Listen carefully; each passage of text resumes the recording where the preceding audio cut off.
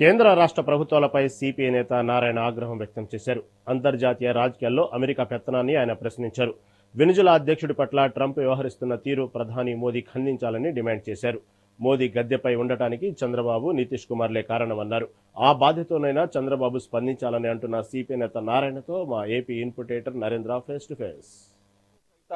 దేశంగా తీర్చిదిద్దుతామంటూ కేంద్రం ముందుకు వెళ్తోంది. అయితే దానికి సంబంధించి సిపిఐ నారాయణ ఏ విధంగా చూస్తున్నారు ఏంటనేది కూడా ఆయన మాటలు తీసుకునే ప్రయత్నం చేద్దాం. సార్ చెప్పండి, ముఖ్యంగా కేంద్రం వెళ్తున్నటువంటి తీరుని ఏ విధంగా చూస్తున్నారు? ఆయన 2006 మార్చి నాటికి నక్సలైట్ చంపేస్తా అని చెప్పాడు, కానీ ముందుస్తే మేము నక్సలైట్ చంపేశాం, మేము సమాధి కట్టేశామని చెప్తున్నాడు. అంటే ప్రీమెచ్యూర్ డెలివరీ, 9 ఏళ్ళకి కాన్పు కావాల్సి 6 నెలలకి కాన్పు సిద్ధపడుతున్నాడు. కానీ నేను చెప్పాను ఒకటే, నక్సలైట్ మనుషులను మీరు చంపచ్చు, కానీ నక్సలిజం సిద్ధాంతం మీరు చంపడం మీ చేత కాదు. మీరు తల కింద పెట్టి కాళ్ళు పైకి లేపి తపస్సు చేస్తే సాధ్యం కాదు, ఎందుకంటే ఇది ఇంటర్నేషనల్ ఫిలాసాఫికల్ పొలిటికల్ ఇష్యూ కాబట్టి అది పోదు. ఇప్పుడు హిట్లర్ మొత్తం కమ్యూనిజం నాశనం ప్రయత్నించాడు, మన 17 దేశాలు కమ్యూనిజం చేశారు. అందువల్ల ఇది కేవలం నక్సలైట్ ఫ్రీ నక్సలైట్ అని చెప్పడం ఏంటి అర్థం, కార్పొరేట్ కంపెనీస్కి అటవీ సంపదను అప్పగిస్తానికి ఉపయోగపడే ఎత్తుగడలో భాగంగా ఆడ గిరిజనులను పంపించేయాల్సింది. గిరిజనులు పంపాలంటే నక్సలైట్ అడ్డం కాబట్టి నక్సలైట్ చంపడం ద్వారా, గిరిజనులు బయటికి పంపడం ద్వారా అటవీ హక్కులను మొత్తం మార్చేస్తున్నారు. ఇప్పుడు నిన్న 2003లో ముర్ము సంతకం పెట్టింది, అటవీ హక్కుల చట్టం సవరించి పారేసింది.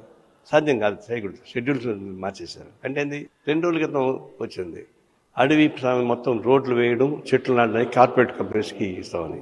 అంటే కార్పొరేట్ కంపెనీస్ ఏం చేస్తారంటే మొత్తం రోడ్లు, వైరింగ్లు, రెస్టారెంట్స్ పెట్టుకొని స్థావరాలు ఏర్పాటు చేసుకొని ఆ భూగర్భ సంపద నాకు తీసుకెళ్ళడానికి ఉపయోగపడేటువంటి ఏర్పాట్లు. అందువల్ల ఇది నక్సలైట్ చంపడం నక్సలైట్లు కాదు, నక్సలైట్ పేరుతోటి సంపన్న వర్గాలకి భూగర్భ సంపద, అడవి సంపద అప్పగించడానికి చేసిన కుట్ర ఇంకోటి కాదు.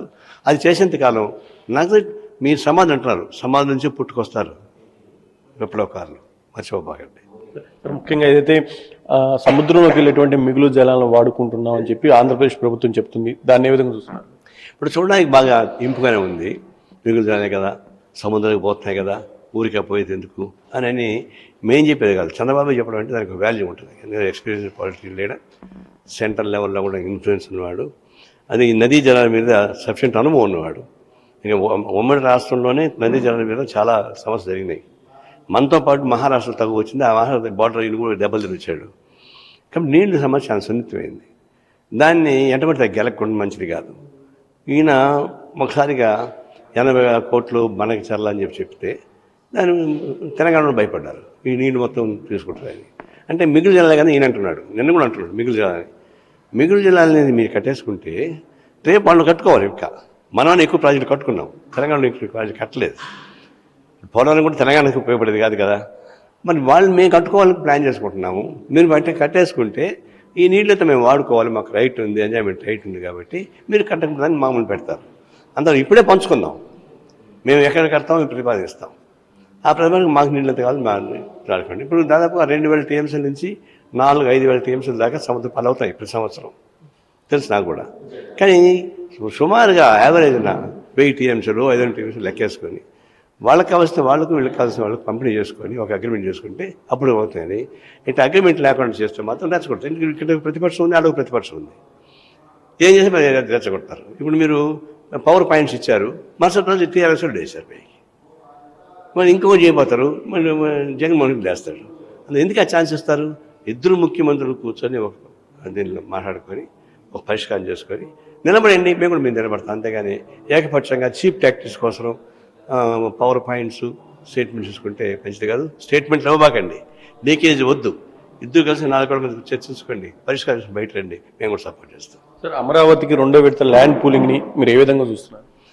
ఫస్ట్లోనే 30,000 ఎకరాలు అవసరం కదా, ఒక 5-6 వేలు సాధించి చెప్పినవాడిని. సార్ తీసుకున్నారు, అయిపోయింది, డబ్బులు ఖర్చు చేసుకుంటా ఉన్నారు. ఇప్పుడు ఈ సమస్య పరిష్కారం కాలే, 10 ఏళ్ళుగా ఇచ్చిన రైతు వ్యవసాయం చేసుకోలేక, పాడి పశువులు పెంచుకోలేక ఇబ్బంది పడుతున్నారు. వాళ్ళు కమిట్మెంట్ పరిష్కారం కాదు. ముందు ఇది పరిష్కారం చేయండి. ఇది పరిష్కారం కాకుండా మళ్ళీ ఆ పక్క పోవాలంటే ఎట్ట కుదురుతుంది? మొదటి బిడ్డ నీకు పుట్టలే, 2వ బిడ్డ కోసం ప్రయత్నిస్తే ఎట్లా? ఇది ముందు అమరావతి 30,000 ఎకరాలు పరిష్కారం చేయండి. వాళ్ళకి ప్లాట్లు సరిగ్గా వేయండి, వాళ్ళు కట్టుకొని ఏర్పాటు చేయించండి, పర్మిషన్ ఇవ్వండి, రోడ్లు సరిగ్గా వేయండి, స్కూల్స్ బాగా పెట్టుకోండి, పిల్లలు చదువు స్కూల్కి పోయి రోడ్లు బాగా చేయండి, ఆ ఇంటర్నేషనల్ క్రికెట్ స్టేడియం బాగా చేసుకోండి. ఇవన్నీ చేయకుండానే ఆధారపరంగా కోటి గెలికేసి విశాఖపట్నంలో కాలు, అమెరికాలో కాలు తిరుగుతూ ఉంటే ఎందుకు ఒప్పుకుంటారు? చివరికి ఒక అతను చనిపోయాడు. సరే పుట్టుడు గిట్టుడికి ఎవరైనా చనిపోతారు, హార్ట్ అటాక్ అయినా రావచ్చు, కానీ ఆయన సమస్యను వివరిస్తూ చనిపోవడం అంటే అర్థం ఏంటి? అట్లాంటి ఎంతమంది ఇంకా అంటే ఫస్ట్ అమరావతి ప్రజానీకం నీకు ఒక కానుక ఇచ్చారు, గవర్నమెంట్ మీకు ఇచ్చారు. రాత్రి మౌళ్ళు ఆడవాళ్ళు పండగ బొబ్బలు లేకుండా వీధులు నిలబడినారు. కంట్లో నీళ్లు కాదు వచ్చినాయి, రక్తం వచ్చిన వాళ్ళకి నేను చూశాను. కాబట్టి ఈ కళ్ళకంట కన్నీరు ఊరికపోదు. ఏ ఒక్క కుటుంబం కూడా అమరావతిలో ప్రజలు నాకు ఇబ్బందిని చెప్పకూడదు, అలా పరిష్కారం చేయాల్సిన బాధ్యత చంద్రబాబు నాయుడు. ఎందుకంటే వాళ్ళు లైఫ్ ఇచ్చారు కాబట్టి. లైఫ్ ఇచ్చి మేము పరిష్కారం చేసుకోకుండా ఇంకెవరో అంటే కుదరదు, అన్యాయం.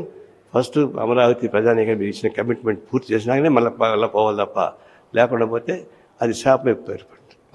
ఇది మొత్తంగా చూసుకున్నట్టు ఏదైతే నవ్యాంధ్ర రాజధాని అమరావతికి సంబంధించి 2వ విడత ల్యాండ్ పూలింగ్ పై నారాయణ అభిప్రాయం.